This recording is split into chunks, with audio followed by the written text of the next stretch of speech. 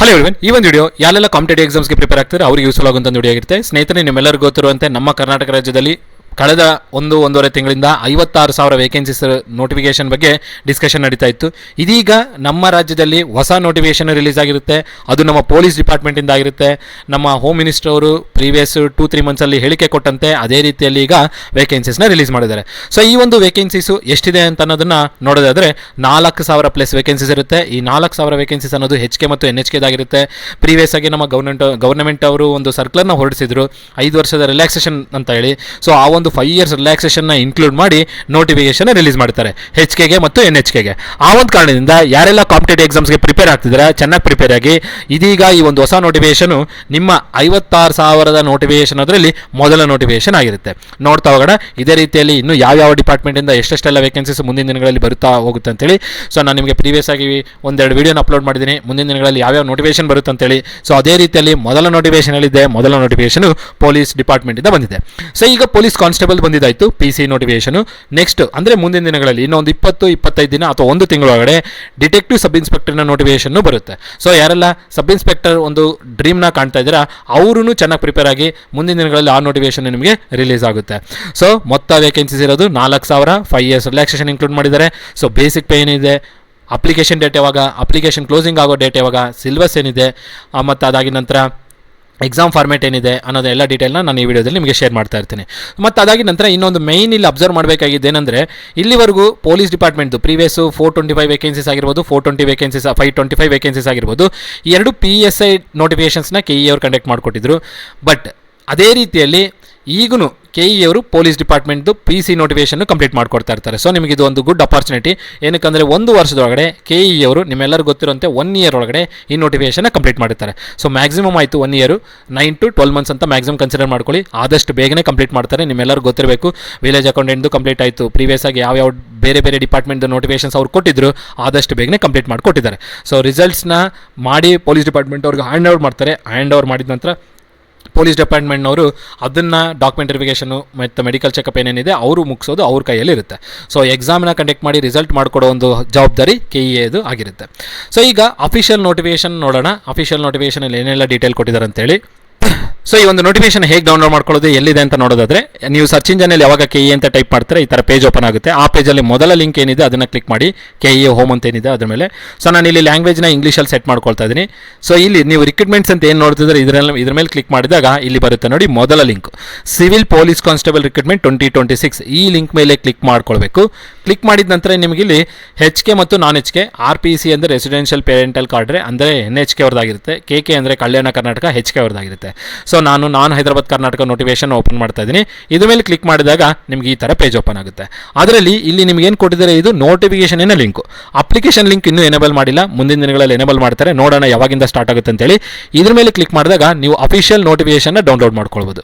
So ಇದು ನಿಮ್ಮ official notification ಆಗಿರುತ್ತೆ. ಈ ಒಂದು ನೋಟಿಫಿಕೇಶನ್ ಸೊ ಅಫಿಷಿಯಲ್ ನೋಟಿಫಿಕೇಶನ್ ಈ ರೀತಿಯಲ್ಲಿದೆ ನೋಡಿ. ಡೇಟನ್ನು ನೋಡ್ಬೋದು. ಅಫಿಷಿಯಲ್ ನೋಟಿಫಿಕೇಶನಲ್ಲಿ ಡೇಟ್ ಇವತ್ತು 5/6/2026 ಇವತ್ತು ಬಂದಿರೋಂಥದ್ದಾಗಿರುತ್ತೆ. ಕರ್ನಾಟಕ ರಾಜ್ಯ ಪೊಲೀಸ್ ಇಲಾಖೆಯದು. ಸೊ ಇದು ನಿಮಗೆ KE ಅವರು ಎಕ್ಸಾಮ್ನ ಕಂಡಕ್ಟ್ ಮಾಡ್ಕೊಡ್ತಾ ಇರೋದು. ಯಾಕಂದರೆ KE ವೆಬ್ಸೈಟಲ್ಲಿ ನಿಮಗೆ ಈ ಡಾಕ್ಯುಮೆಂಟ್ ಅವೈಲೇಬಲ್ ಇರೋ ಕಾರಣದ KE ಅವರೇ ನಿಮಗೆ ಎಕ್ಸಾಮ್ನ ಕಂಡಕ್ಟ್ ಮಾಡ್ಕೊಡ್ತಾರೆ. ಸೊ ಎಕ್ಸಾಮಿನೇಷನ್ ಅಥಾರಿಟಿ ಯಾವುದಾಗಿರುತ್ತೆ, KE ಆಗಿರುತ್ತೆ. ನೆಕ್ಸ್ಟ್ ವೇಕೆನ್ಸೀಸ್ NHKನಲ್ಲಿ ಎಷ್ಟಿದೆ ಅಂತ ನೋಡೋದಾದರೆ 3,395 ವೇಕೆನ್ಸೀಸ್ ಇರೋಂಥದ್ದು. ಸೊ ಇಲ್ಲಿ ನೋಡಿ ಒಂದು ಬದಲಾವಣೆ, ಬೇಸಿಕ್ ಪೇ ನೋಡಿ 37,500 ರೂಪಾಯಿ ಬೇಸಿಕ್ ಪೇ ಇರುತ್ತೆ. ಓವರಾಲ್ ಆಗಿ ಇನ್ನ್ಯಾಂಡ್ ನೀವು ಒಂದು 50-55 ಸಾವಿರವರೆಗೂ ಇನ್ನ್ಯಾಂಡ್ನ ಪಡಿಬೋದು. ಸೊ ಇದು ಪೊಲೀಸ್ ಕಾನ್ಸ್ಟೇಬಲ್ ಸಿವಿಲ್. ಸೊ ಇದು ಪೊಲೀಸ್ ಕಾನ್ಸ್ಟೇಬಲ್ ಏನು ಸಿವಿಲ್ ಡಿಪಾರ್ಟ್ಮೆಂಟ್. ನೆಕ್ಸ್ಟ್ ನೋಡಿ ನೇರ ನೇಮಕಾತಿ ಪುರುಷರಿಗೆ ಎಷ್ಟಿದೆ, 2,266 ವೇಕೆನ್ಸೀಸು, 2,266. ಮಹಿಳೆಗೆ 7,055 ವೇಕೆನ್ಸೀಸು. ಮತ್ತು ಇಂಟರ್ನಲ್ ರಿಸರ್ವ್ ಅಂದರೆ ಸರ್ವಿಸಲ್ಲಿ ಇರುವಂಥ ವೇಕೆನ್ಸೀಸ್ ಬಂದು 2,257.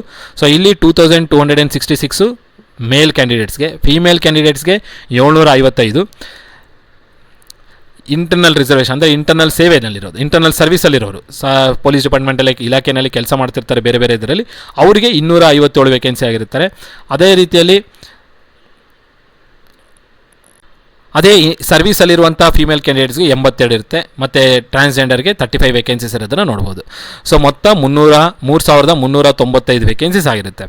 ಇನ್ನು ಅದಾಗಿ ನಂತರ ಕ್ವಾಲಿಫಿಕೇಷನ್ ನೋಡೋದಾದರೆ PUC ಅಥವಾ ತತ್ಸಮ ಅಂತ ಹೇಳಿದ್ದಾರೆ. ಸೊ ಡಿಪ್ಲೊಮಾ ಕ್ಯಾಂಡಿಡೇಟ್ಸ್ನು ಎಲಿಜಿಬಲ್ ಇದ್ದಾರೆ. ಇಲ್ಲಿ PUCನಲ್ಲಿ ಯಾವುದೇ ಕಂಪ್ಲೀಟ್ ಆಗಿರಲಿ, ಕಾಮರ್ಸ್, ಸೈನ್ಸ್ ಅಥವಾ ಎಜುಕೇಷನ್ ಆಗಿರಲಿ, ಸೊ ಯಾವುದೇ PUC ಅಲ್ಲಿ ಕಂಪ್ಲೀಟ್ ಆಗಿದ್ದರೆ ನೀವು ಎಲಿಜಿಬಲ್ ಆಗಿರ್ತೀರಾ. PUC ಕಂಪ್ಲೀಟ್ ಆಗಿರಬೇಕು. CBSE, state syllabus, ICSE syllabus ಯಾವುದಾದ್ರೂ ಆಗಿರ್ಬೋದು. ನೆಕ್ಸ್ಟು ತತ್ಸಮ ಅಂತ ಹೇಳಿದರೆ, ಸೊ ಡಿಪ್ಲೊಮಾ ಕ್ಯಾಂಡಿಡೇಟ್ಸ್ನು PU ಕನ್ಸಿಡರ್ ಆಗಿರೋ ಕಾರಣದ ಸೊ ಎಂಟ್ರೆನ್ಸ್ ಲಿಮಿಟ್ಸ್ ಎಂಟ್ರೆನ್ಸ್ ಸ್ಟ್ಯಾಂಡರ್ಡ್ಸ್ನ ನೀವು ರೀಚ್ ಆಯಿತು ಅಂದರೆ ನೀವು ಇದನ್ನು ಅಪ್ಲೈ ಮಾಡ್ಕೊಳ್ಬೋದು. ಅದೇ ರೀತಿಯಲ್ಲಿ ಇವೆಲ್ಲ ಡೀಟೇಲ್ಸ್ನ ನೋಡ್ಕೊಳ್ತಾ ಹೋಗಿ, ಡೀಟೇಲ್ಸ್ನ ನೋಡಿಕೊಂಡು ಅಪ್ಲೈ ಮಾಡ್ಕೊಳ್ಳಿ. ಡಾಕ್ಯುಮೆಂಟ್ ಎಲ್ಲಿಂದ ಡೌನ್ಲೋಡ್ ಮಾಡ್ಕೊಳ್ಬೇಕಂತ ನಿಮ್ಗೆ ಈಗಾಗಲೇ ಹೇಳಿದ್ದೀನಿ ನಾನು. ಸೊ ಇಲ್ಲಿ ನೋಡ್ತಾ ಇರ್ಬೋದು 5 years ರಿಲ್ಯಾಕ್ಸೇಷನ್ ಕೊಟ್ಟಿದ್ದಂತೆ, 5 years ರಿಲ್ಯಾಕ್ಸೇಷನ್ ಇನ್ಕ್ಲೂಡ್ ಮಾಡಿದ್ದಾರೆ. ಸೊ ಅದು ಇನ್ಕ್ಲೂಡ್ ಮಾಡಿ ಸಾಮಾನ್ಯ ಅಭ್ಯರ್ಥಿಗಳು ಅಂದರೆ ಜನರಲ್ಗೆ 33 years ಆಗಿರುತ್ತೆ. ಪರಿಶಿಷ್ಟ ಜಾತಿ, ಪರಿಶಿಷ್ಟ ಪಂಗಡ, ಪ್ರವರ್ಗ 1, 2A, 2B, 3A, 3B ಅಭ್ಯರ್ಥಿಗಳಿಗೆ 35 years ಆಗಿರುತ್ತೆ. ಹಾಗೂ ಕರ್ನಾಟಕದ ಅರಣ್ಯ ಪ್ರದೇಶದಲ್ಲಿ ವಾಸಿಸುತ್ತಿರುವಂಥ ಬುಡಕಟ್ಟು ಅಭ್ಯರ್ಥಿಗಳಿಗೆ 38 ವರ್ಷ, ಟ್ರೈಬಲ್ ಪೀಪಲ್ಗೆ. ಸೊ ಅದೇ ರೀತಿಯಲ್ಲಿ ಇಂಟರ್ನಲ್ ಸರ್ವಿಸಲ್ಲಿರುವಂಥದ್ದು ಡಿಪಾರ್ಟ್ಮೆಂಟಲ್ ಕ್ಯಾಂಡಿಡೇಟ್ಸ್ಗೆ ಈ ರೀತಿಯಲ್ಲಿ ಕೊಟ್ಟಿರ್ತಾರೆ. ಸೊ ಇದನ್ನು ನೋಡ್ಕೊಳ್ಳಿ. ಮತ್ತು ಅದಾಗಿ ನಂತರ ನೋಡಿ, ಇನ್ನು ಕೆಳಗಡೆ ನೋಡೋದಾದರೆ, ಸೊ ಇದು ಇನ್ ಸರ್ವಿಸ್ ಕ್ಯಾಂಡಿಡೇಟ್ಸ್ಗೆ ಅಂದರೆ ಡಿಪಾರ್ಟ್ಮೆಂಟಲ್ಲೇ ಕೆಲಸ ಮಾಡ್ತಿರುವಂಥವ್ರಿಗೆ ಇದೊಂದು ಪ್ಯಾರಾಗ್ರಾಫ್ ಹೆಲ್ಪ್ಫುಲ್ ಆಗುತ್ತೆ. ಅದನ್ನು ನೋಡಿಕೊಂಡು ನೀವು ಅಪ್ಲೈ ಮಾಡ್ಕೊಳ್ಬೋದು. ನೆಕ್ಸ್ಟ್ ನೀವು ಅರ್ಜಿನ ಅಪ್ಲೈ ಮಾಡೋದಕ್ಕೆ ಈಗಾಗಲೇ ನಾನು ವೆಬ್ಸೈಟ್ ಏನು ತೋರಿಸಿದ್ದೀನಿ ಅದೇ ವೆಬ್ಸೈಟಲ್ಲಿ ನೀವು ಆ ಲಿಂಕ್ ಮೇಲೆ ಕ್ಲಿಕ್ ಮಾಡಿಕೊಂಡ್ರೆ ಅಲ್ಲಿ ನಿಮಗೆ ಎನೇಬಲ್ ಇರುತ್ತೆ. ನೋಟಿಫಿಕೇಷನ್ ಯಾವ ಥರ ಇತ್ತಲ್ಲ ಅದೇ ಪೊಸಿಷನಲ್ಲಿ ನಿಮಗೆ ಲಿಂಕು ಇರುತ್ತೆ, ಅಲ್ಲಿಂದ ನೀವು ಅಪ್ಲೈ ಮಾಡ್ಕೊಳ್ಬೋದು. ಇನ್ನು ಲಿಂಕ್ನ ಎನೇಬಲ್ ಮಾಡಿಲ್ಲ, ನೋಡೋಣ ಮುಂದಿನ ಒಂದು ಇದರಲ್ಲಿ ಕೊಟ್ಟಿರ್ತಾರೆ. ಸೊ ಆನ್ಲೈನ್ ಮುಖಾಂತರ ಅರ್ಜಿ ಸಲ್ಲಿಸೋದಕ್ಕೆ ಫಸ್ಟ್ ದಿನಾಂಕ ಬಂದು 8, ಇವತ್ತೆಷ್ಟು 6ನೇ ತಾರೀಕು. ಸೊ ಅದಕ್ಕೆ ನಿಮಗೆ ಲಿಂಕ್ನ ಇನ್ನೂ ಎನೇಬಲ್ ಮಾಡಿಲ್ಲ. ಸೊ 8ಗೆ ನಾನು ಈಗ ಎಲ್ಲಿ ನಿಮಗೆ ಲಿಂಕ್ನ ಡೌನ್ಲೋಡ್ ಮಾಡ್ಕೊಳ್ಳೋಕೆ ತೋರಿಸಿದ್ದೆ, ಸೊ ಇಲ್ಲಿ ವೆಬ್ಸೈಟಲ್ಲಿ, ಸೊ ಈ ವೆಬ್ಸೈಟಲ್ಲಿ ನಿಮಗೆ ಲಿಂಕ್ನ ಡೌನ್ಲೋಡ್ ಮಾಡ್ಕೊಳ್ಳೋಕ್ಕೆ ಎಕ್ಸ್ಟ್ರಾ ಲಿಂಕ್ ಅವೈಲೇಬಲ್ ಇರುತ್ತೆ ಯಾವತ್ತು 8ಗೆ. ಸೊ ಅವತ್ತು ನೀವು ಆ ಲಿಂಕ್ ಮುಖಾಂತರ ಅಪ್ಲೈ ಮಾಡಬೇಕಾಗುತ್ತೆ. ಸೊ ಆ ಕಾರಣದಿಂದ ಈಗ ಲಿಂಕ್ ಇನ್ನೂ ಎನೇಬಲ್ ಆಗಿಲ್ಲ. ಸೊ ಅದೇ ರೀತಿಯಲ್ಲಿ ಅರ್ಜಿ ಸಲ್ಲಿಸೋದಕ್ಕೆ ಕೊನೆಯ ದಿನಾಂಕ 3/7 ಅಂದರೆ ಜುಲೈ ತಿಂಗಳು 3ನೇ ತಾರೀಕು. ಶುಲ್ಕ ಪಾವತಿ ಮಾಡೋದಕ್ಕೆ ಎಕ್ಸ್ಟ್ರಾ ಒಂದಿನ ಕೊಟ್ಟಿರ್ತಾರೆ. ಸೊ ನಿಮಗೆ ಅರ್ಜಿ ಸಲ್ಲಿಸೋದಕ್ಕೆ ಯಾವಾಗ ಪ್ರಾರಂಭ ದಿನಾಂಕ, ಕೊನೆಯ ದಿನಾಂಕ ಯಾವಾಗ, ಫೀ ಪೇ ಮಾಡೋದಕ್ಕೆ ಎಕ್ಸ್ಟ್ರಾ ದಿನಾಂಕ ಏನು, ಎಲ್ಲ ಡೀಟೇಲ್ನ ಕೊಟ್ಟಿದ್ದಾರೆ. ಆ ಒಂದು ಡೀಟೇಲ್ನ ನೋಡಿಕೊಂಡು ಈ ಒಂದು ಪ್ಯಾರಾಗ್ರಾಫ್ನ ಓದ್ಕೊಂಡು ನೀವು ಅಪ್ಲೈ ಮಾಡ್ಕೊಳ್ಬೋದು 8ದಿಂದ. ನೆಕ್ಸ್ಟ್ ನೋಡಿ, ಇನ್ನು ನೆಕ್ಸ್ಟು ಇಲ್ಲಿ ನಿಮಗೆ ಎಷ್ಟು ತಿಂಗಳು ಟ್ರೈನಿಂಗ್ ಇರುತ್ತೆ, ಅದಾಗಿ ನಂತರ ಪರ್ಮನೆಂಟ್ ಅಂತಲ್ಲ, ನೀವು ಜಾಯ್ನ್ ಆಗಿದೆ ಅಂದರೆ ಪರ್ಮನೆಂಟ್ ಜಾಬ್ ಇದೇನು ಕಾಂಟ್ರಾಕ್ಟ್ ಬೇಸಿಸ್ ಇರಲ್ಲ. ಸೊ ತರಬೇತಿ ಅವಧಿ ಏನಿರುತ್ತೆ, ಕಾಯಂ ಪೂರ್ಣಾವಧಿ ಅಂದರೆ ಪ್ರೊಬಿಷನರಿ ಪೀರಿಯಡ್ ಎಷ್ಟು ವರ್ಷ ಇರುತ್ತೆ, ಅದೆಲ್ಲ ಡೀಟೇಲ್ನ ಇಲ್ಲಿ ಕೊಟ್ಟಿದ್ದಾರೆ. ಸೊ ಬೇಸಿಕ್ ಪೇ 37,500 ರೂಪಾಯಿ, 1 ವರ್ಷ ಕಂಪ್ಲೀಟ್ ಆಗಿದೆ ಇನ್ಕ್ರಿಮೆಂಟ್ 900 ರೂಪಾಯಿ ಇರುತ್ತೆ. ಸೊ ಅದೇ ರೀತಿಯಲ್ಲಿ ನಿಮಗೆ ನೆಕ್ಸ್ಟ್ ಬೇಸಿಕ್ ಪೇ ಈ ಥರ ಇನ್ಕ್ರಿಮೆಂಟ್ ಆಗ್ತಾ ನಿಮಗೆ ಈ ಥರ ಬರ್ತಾ ಹೋಗುತ್ತೆ ಅನ್ನೋದ್ರ ಬಗ್ಗೆ ಡೀಟೇಲ್ನ ಕೊಟ್ಟಿರ್ತಾರೆ. ನೆಕ್ಸ್ಟ್ ನೋಡಿ, ಇಲ್ಲಿ ಫೀಸ್ ಬಗ್ಗೆ ಬಂದರೆ ಸಾಮಾನ್ಯ ಅಭ್ಯರ್ಥಿಗಳಿಗೆ 2A, 2B, 3A, 3Bಗೆ 750 ರೂಪಾಯಿ, ಪರಿಶಿಷ್ಟ ಜಾತಿ, ಪರಿಶಿಷ್ಟ ಪಂಗಡ, ಪ್ರವರ್ಗ 1 ಹಾಗೂ ಮಾಜಿ ಸೈನಿಕ ಮತ್ತು ತೃತೀಯ ಲಿಂಗ ಅಭ್ಯರ್ಥಿಗಳಿಗೆ 500 ರೂಪಾಯಿ ಫೀಸ್ ಇರುತ್ತೆ.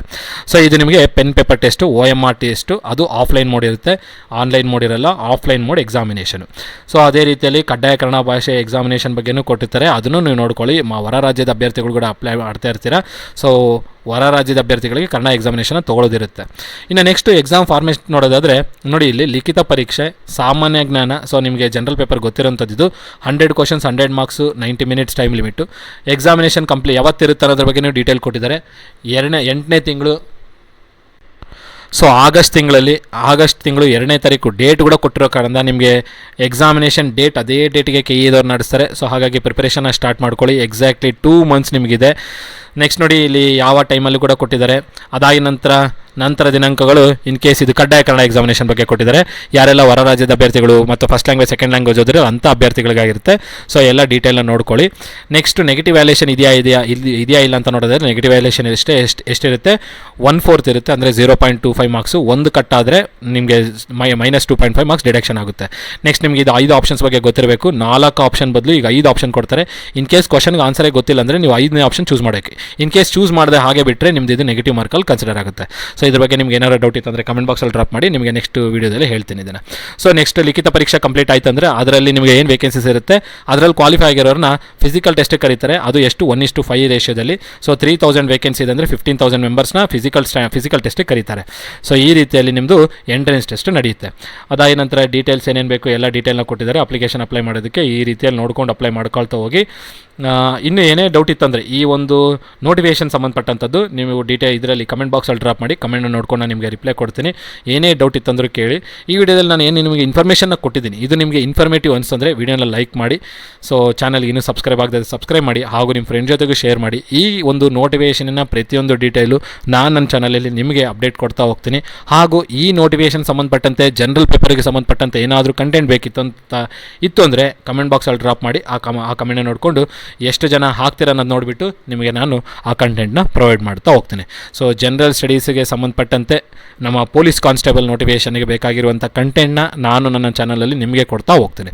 ಸೊ ಬೇಕಿತ್ತು ಅಂತಂದರೆ ಕಮೆಂಟ್ ಬಾಕ್ಸಲ್ಲಿ ಡ್ರಾಪ್ ಮಾಡಿ, ಹೌದು ಸರ್ ನಮಗೆ ಸಿಲೆಬಸ್ನ ಮಾಡಿಕೊಡಿ ಅಥವಾ ಟಾಪಿಕ್ಸ್ನ ಮಾಡಿಕೊಡಿ ಅಂತ ನಿಮ್ಮ ರಿಕ್ವೆಸ್ಟ್ ಏನಾರು ಇತ್ತು ಅಂತಂದರೆ ನಾನು ನಿಮಗೆ ಅಪ್ಡೇಟ್ ಕೊಡ್ತಾ ಹೋಗ್ತೀನಿ, ಅಪ್ಲೋಡ್ ಮಾಡ್ತಾ ಹೋಗ್ಬೋದು.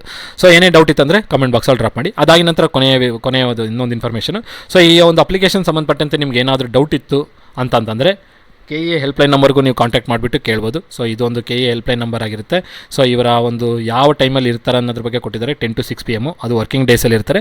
ಸೊ ಆ ಒಂದು ಟೈಮಲ್ಲಿ ಕಾಂಟ್ಯಾಕ್ಟ್ ಮಾಡಿಬಿಟ್ಟು ಡೀಟೇಲ್ಸ್ನ ಪಡೆದುಕೊಳ್ಬೋದು, ಡೌಟ್ಸ್ನ ಕ್ಲಿಯರ್ ಮಾಡ್ಕೊಳ್ಬೋದು. ಸೊ ಇಷ್ಟನ್ನೇ ಹೇಳ್ತಾ ಈ ಒಂದು ವಿಡಿಯೋನ ಎಂಡ್ ಮಾಡ್ತಾ ಇದ್ದೀನಿ. ಈ ಒಂದು ವಿಡಿಯೋನ ನಿಮ್ಗೆ ಇಷ್ಟ ಆಯಿತು ಅಂದರೆ ಲೈಕ್ ಮಾಡಿ, ಚಾನಲ್ಗೆ ಸಬ್ಸ್ಕ್ರೈಬ್ ಮಾಡಿ.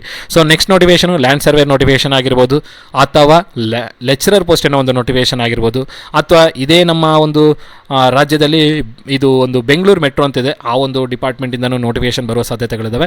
ಸೊ ಈ 3 ನೋಟಿಫಿಕೇಷನಲ್ಲಿ ಯಾವುದಾದ್ರೂ ನೋಟಿಫಿಕೇಷನ್ ಬರ್ಬೋದು. ಅದಾಗಿ ನಂತರ ನಿಮ್ಗೆ ಹೇಳಿದಂತೆ detective sub inspector notification PC ಬಂದಿದೆ.